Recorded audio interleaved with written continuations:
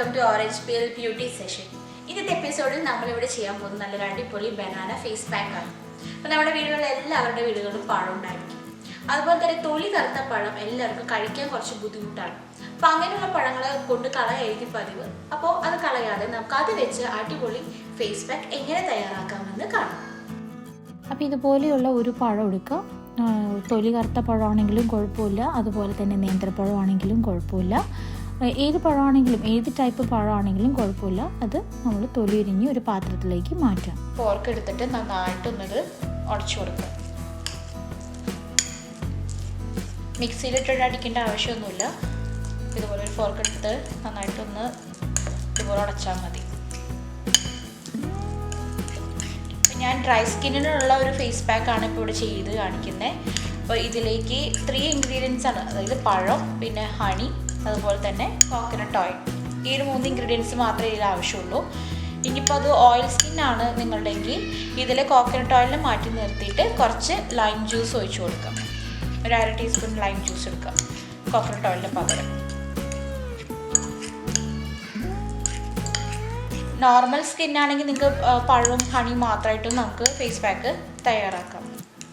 അതുപോലെ നന്നായി ഉടച്ചതിന് ശേഷം 2 ടേബിൾ സ്പൂൺ ഹണി ഇതിലേക്ക് ഒഴിച്ചു കൊടുക്കാം. നന്നായിട്ടൊന്ന് മിക്സ് ചെയ്യാം.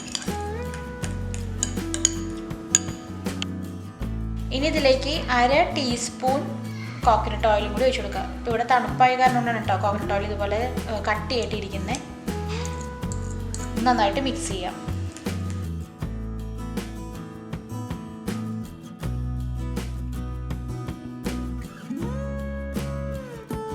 അപ്പോൾ അങ്ങനെ നമ്മുടെ ഫേസ് പാക്ക് റെഡി ആയിട്ടുണ്ട്.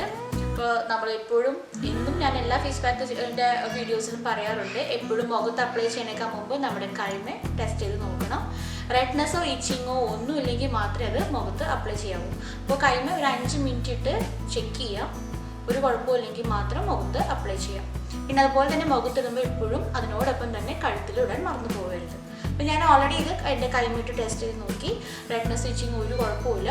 പിന്നെ നമുക്കിനി ഒരു ഫേസ് പാക്ക് ധൈര്യമായിട്ട് മുഖത്തിടാം. ഇനി നമുക്ക് ഈ ഫേസ് പാക്ക് ഒരു ബ്രഷിൻ്റെ സഹായത്തോടോ അല്ലെങ്കിൽ കൈവിരലുകളോ ഉപയോഗിച്ച് മുഖത്ത് പുരട്ടാം. മാക്സിമം ഒരു 20 മിനിറ്റാണ് ഈ ഒരു ഫേസ് പാക്ക് ഇട്ടിരിക്കേണ്ട സമയം. അതിനുശേഷം സാധാരണ വെള്ളത്തിൽ കഴുകിക്കളയാം. ആഴ്ചയിൽ 2-3 തവണ വരെ നമുക്ക് ഈ ഒരു ഫേസ് പാക്ക് ഉപയോഗിക്കാവുന്നതാണ്.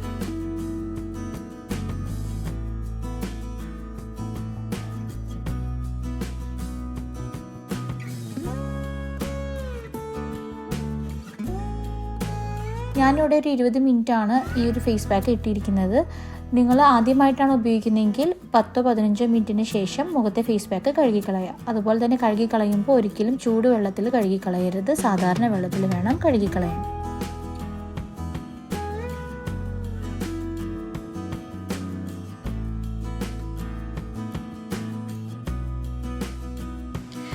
അപ്പോൾ നിങ്ങളെല്ലാവരും ഈ ഒരു ഫേസ് പാക്ക് ട്രൈ ചെയ്ത് നോക്കുക. ട്രൈ ചെയ്തതിന് ശേഷം നിങ്ങളുടെ അഭിപ്രായങ്ങളും നിർദ്ദേശങ്ങളും എനിക്ക് കമൻസിലൂടെ അറിയിക്കുക, അല്ലെങ്കിൽ ഓറഞ്ച് പീലിൻ്റെ FB പേജിലെ മെസ്സഞ്ചർ വഴി നിങ്ങൾക്ക് അറിയിക്കാവുന്നതാണ്.